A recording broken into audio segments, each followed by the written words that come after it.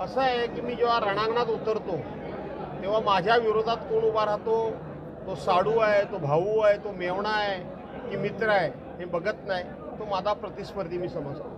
पण तो ज्या वेळेला माझ्या बाजूने उभा राहतो तो केवळ माझा नातेवाईक आहे म्हणून मी त्याच्या पाठीशी उभा राहत नाही, तर तो माझ्या पक्षाचा कार्यकर्ता आहे, माझ्या पक्षाचा पदाधिकारी आहे म्हणून त्याच्या पाठीमागे उभा राहतो.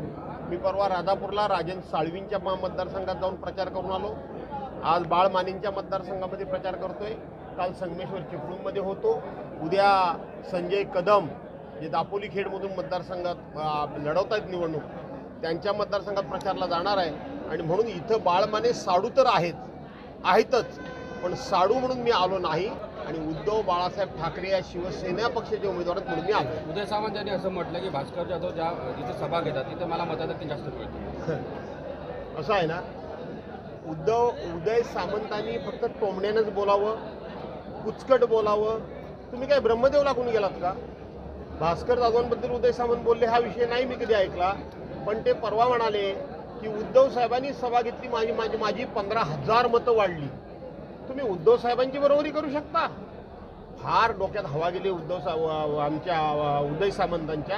हे त्याचं प्रतीक आहे. दुसरीकडे असं की राज्यामध्ये ते आता सभा चालू आहेत, जागा तपासण्याचं देखील सुरू आहे. उद्धव ठाकरेंनी देखील त्याच्यावर निशाणा साधलेला होता, त्याकडे कसं पाहता? निशाणा साधण्यापेक्षा मी सांगितलं की केंद्रीय तपास यंत्रणांचा वापर करून ED, CBI, NIA, income tax अशा अनेक यंत्रणांचा वापर करून या लोकांनी आपली सरकारं बनवली. आणि म्हणून महाराष्ट्रातलं यांचं आता विद्यमान सरकार जाणार हे यांना कळून चुकलं. आणि म्हणून त्यांनी उद्धव साहेबांना त्रास देण्याकरता म्हणून उद्धव साहेबांच्या बॅगा 2 दिवस तपासल्या. यवतमाळला तपासल्या, लातूरला तपासल्या. मला नक्की अशी माहिती मिळाली की उद्धव साहेबांच्या बॅगेमध्ये त्यांची औषधं, कपडे याच्यापेक्षा काही मिळालं नाही. पण 12.5-13 कोटी जनतेचं मन हे मात्र उद्धव साहेबांच्याच पाठीमागं आहे हे त्यांना कळल्यामुळे ते हादरलेले आहे. तुमच्या मतदारसंघातलं एकूण चित्र काय आहे सध्या? कारण तुम्ही पण बाहेर फिरताय आणि राज ठाकरेंची देखील सभा तुमच्या मतदारसंघामध्ये झाली होती, काय सांगा? मला आनंद वाटतो. एकनाथ शिंदेची पण महाराष्ट्राच्या मुख्यमंत्र्यांची सभा माझ्याकडे होणार आहे. मी वाट बघतोय कधी सभा घेता येत ते. म्हणून मी निश्चिंतपणे बाहेर फिरत असतो. माझ्या मतदारसंघात येऊन हे सभा घेतात. पण सुदैव आहे माझं, मला गर्व नाही, मला अभिमान नाही. पण एकाची हिंमत माझ्याबद्दल भ्रष्टाचाराचा एक आरोप करण्याची होत नाही.